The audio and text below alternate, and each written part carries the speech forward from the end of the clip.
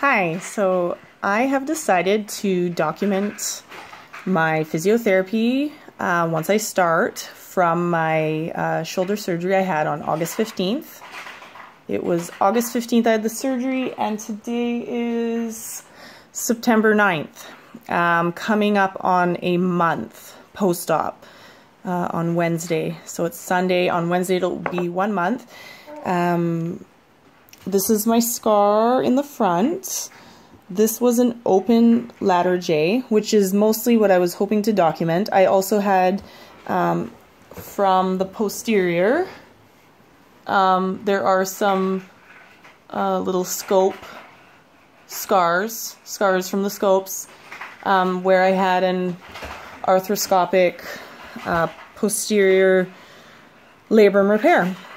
The shoulder has given me grief. This injury has haunted me a little bit over the years. It was 2007 that I originally completely separated my shoulder while I was bouldering, climbing. Did not even fall. It was what I believe was a muscle imbalance, and bouldering can be quite a bit more strenuous on your joints and ligaments, and for me it was about 1 year into bouldering after years of climbing. But 1 year into bouldering, where I really started loving it and taking that on and doing it all the time, that I ended up injuring myself and finding out after the fact from going to physio that I am more susceptible to dislocations of my joints, just the way my anatomy is.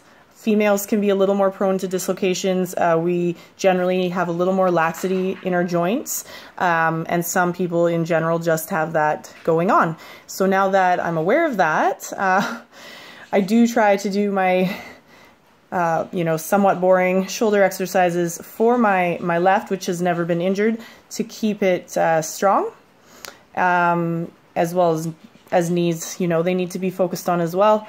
But the shoulder is a very complex joint, and I have been dealing with severe instability of the ball and socket shoulder joint. This would be because of bone loss in the front. I believe, I don't know 100%, but my belief is that the first time I separated it was quite severe, and that there was a little bit of bone damage done to the rotator cuff, the bony ridge, when the ball separated and came completely out. And back then, I decided to choose the route of rehabilitation without surgery, to do my best with it. I was very religious with my physio and exercises, and then after about 9 months of that, was told I could climb again, started climbing, and I don't know, within a few weeks out in my life, it dislocated again. So it was clearly weak.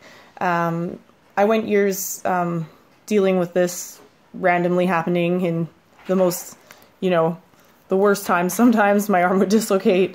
And I had an anterior arthroscopic surgery about 4.5 years ago, where they repaired the labrum in the front. Once they went in, they told me that's when they noticed the defect in the bone, and that they were not set up to do a bone graft, so it was left in hopes that that would be enough, having the labrum repaired. It was good for about 2 years, and then 2 winters ago I was snowboarding and took a bad fall. Somebody cut me off. I wiped out pretty bad. My arm went out and it dislocated on the mountain.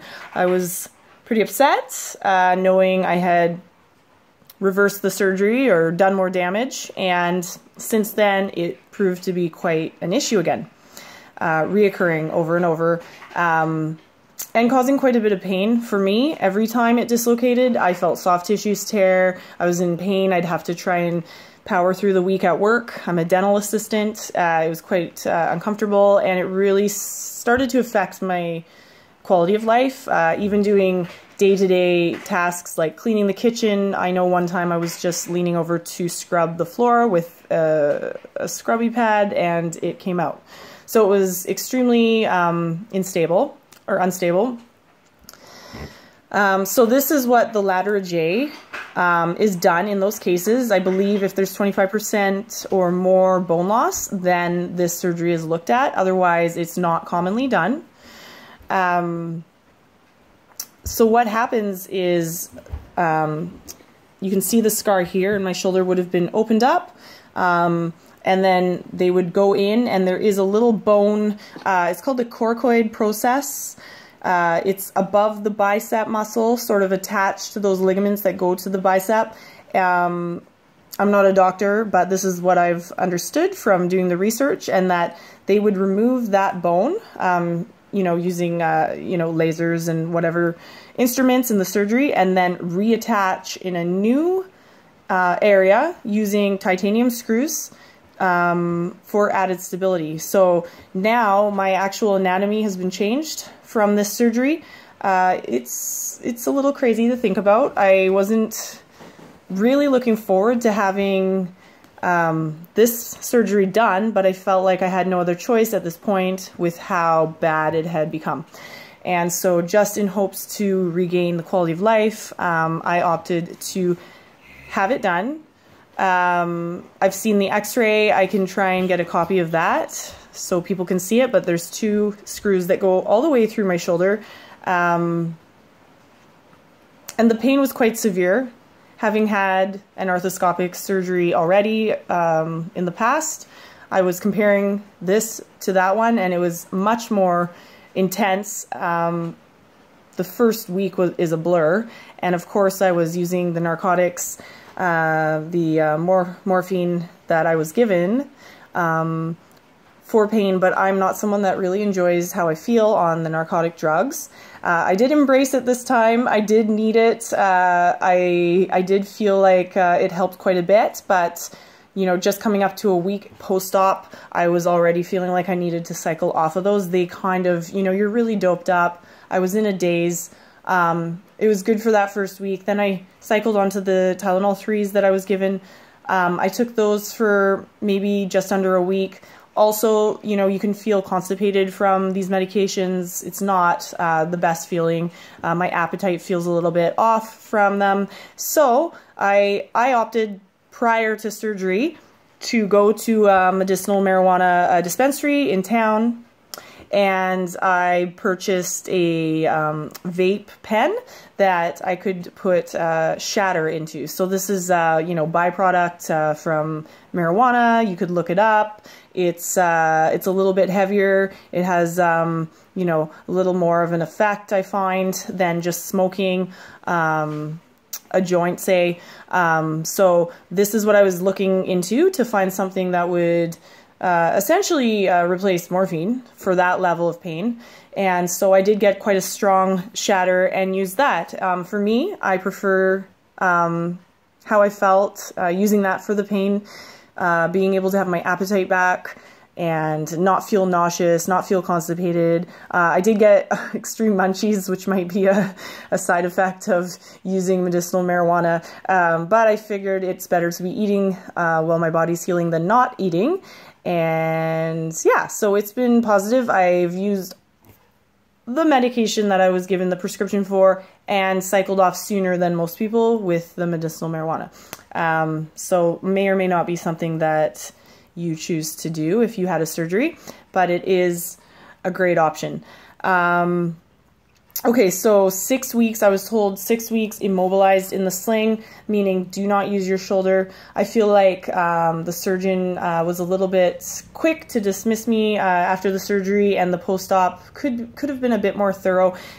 Literally, like, immobilizing your shoulder means not even externally rotating your hand. So I was told I can take the sling, or yeah, remove my arm from the sling to extend my arm down by my side so that the elbow joint and the wrist joint can relax and everything isn't seizing up. But I do not even want, while it's hanging, to move my hand externally or internally. Either way is using the shoulder joint and doing your best to keep it immobilized. I'm finding as it heals, as the pain's gone down, it gets more frustrating. It's easier to try and cheat, use my hand a little bit, and I'm doing my very best to follow these instructions because I don't want to do anything that might jeopardize what I've had done. It was a pretty intense experience.